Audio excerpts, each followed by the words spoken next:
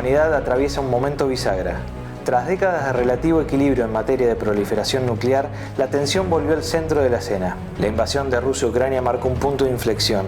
Las duras sanciones económicas contra Moscú y la entrega de armamento al ejército ucraniano por parte de Estados Unidos y sus aliados europeos despertó la ira del Kremlin, que puso en alerta su arsenal nuclear.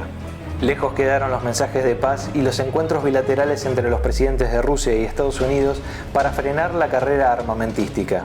Hoy estamos en el punto de mayor tensión desde la crisis de los misiles de 1962. ¿Hasta dónde puede escalar este enfrentamiento?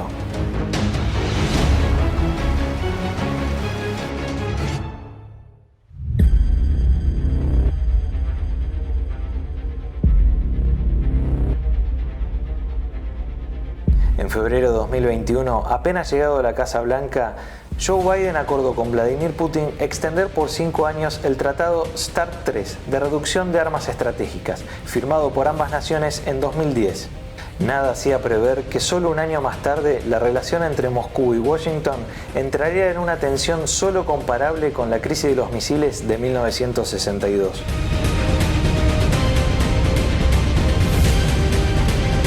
La invasión a Ucrania en febrero de este año marcó un punto de no retorno. Frente a la ayuda a través de material militar e información de inteligencia que proveyeron los países de la OTAN al gobierno de Zelensky, el Kremlin no dudó en agitar el fantasma nuclear. A pocos días del comienzo de la invasión, la decisión de Vladimir Putin de poner a las fuerzas de disuasión de Rusia en un régimen especial de servicio de combate fue el primer gesto de abierto desafío a Occidente. En abril pasado, la prueba del misil intercontinental RS-28 Sarmat fue una señal más de Moscú a sus enemigos. El Satan II, tal como llaman al misil, tiene un alcance de 18.000 kilómetros y podría llevar 10 ojivas nucleares de gran tamaño o 16 más pequeñas. La televisión rusa también se encargó de mostrar la potencia del dron subacuático Poseidón. De 2 metros de diámetro y más de 20 de longitud, es capaz de burlar las defensas oceánicas y llegar a cualquier ciudad costera. Allí podría detonar una cabeza nuclear de hasta 100 megatones de potencia, algo que podría dejar bajo el agua a Nueva York y a otras ciudades de la costa este de Estados Unidos.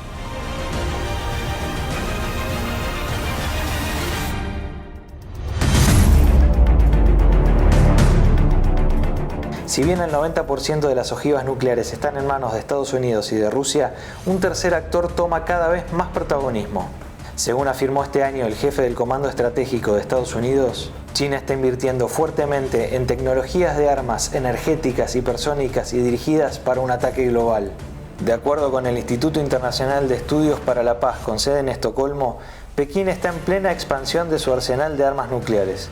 Según las imágenes de satélite, esto incluye la construcción de más de 300 nuevos silos de misiles. Se cree que en 2021 se asignaron varias cabezas nucleares a las fuerzas operativas después de la entrega de nuevos lanzadores móviles y un submarino.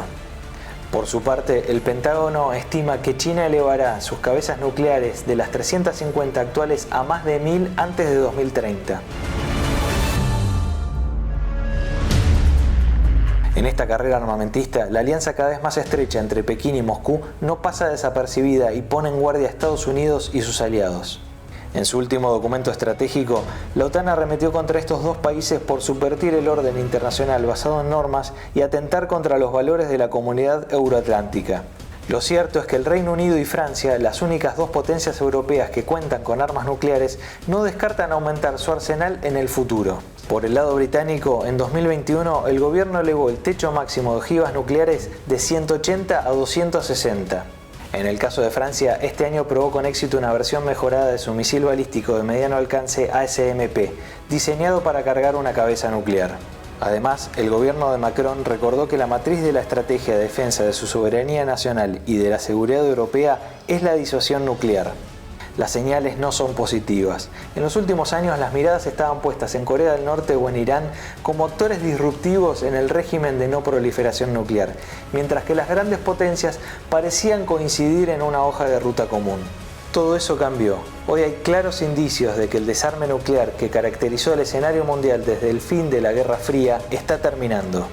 Los estados con armas nucleares están aumentando y optimizando sus arsenales y la mayoría está reforzando el papel que éstas juegan en sus estrategias militares. Aunque los expertos son escépticos respecto de un ataque de estas características, la situación es imprevisible y nadie se anima a anticipar los próximos movimientos de Vladimir Putin.